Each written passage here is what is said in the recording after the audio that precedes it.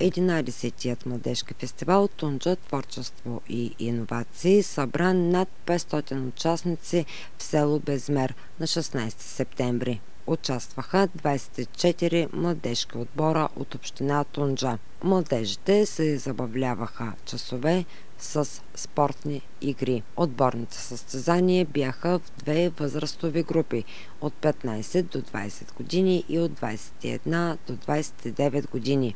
Искам да изкажа искрената си благодарност на вас, младежи, без които нашата община нямаше да бъде същата.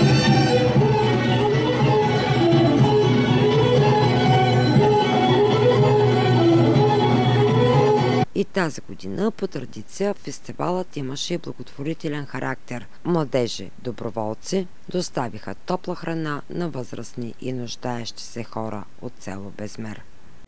Днеска сме решили на всички възрастни хора, които живеят по сами.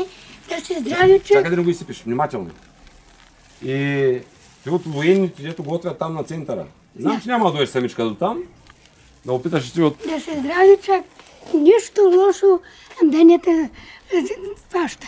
Нищо. И аз ти благодаря за пожелание. Да сте здравички. Отново заедно с кметството и народното читалище тук в село Безмер, с доброто партньорство на авиобаза Безмер, Български червен кръст Ямбол и Ямболска търговско-промишлена палата, продължаваме да творим нови страници от неговата история.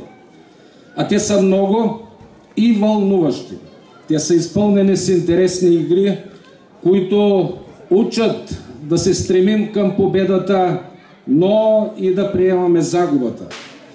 Учат на единството в името на добри каузи, създават нови приятелства и се отправят вълнуващи послания.